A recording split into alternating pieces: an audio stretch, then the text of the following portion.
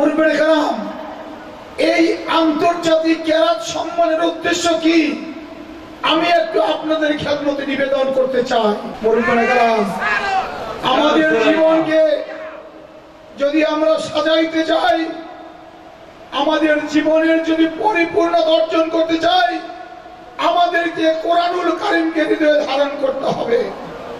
মুরব্বিয়ে কেরাম, এ বিশ্বের ইতিহাসে সাক্ষ্য বহন করতেছে 1200 খ্রিস্টাব্দ পর্যন্ত, যতদিন পর্যন্ত পৃথিবীর মুসলমানরা এই কোরআনের আলোকে হৃদয়ে ধারণ করেছিল, সমস্ত পৃথিবীর মধ্যে সমস্ত ক্ষেত্রে, অর্থনীতিতে, মেডিসিনে, ইকোনমিক্সে, ম্যাথামেটিক্সে, সমস্ত জ্ঞানের বিজ্ঞানের শাখায় কর্তৃত্ব ছিল মুসলমানদের।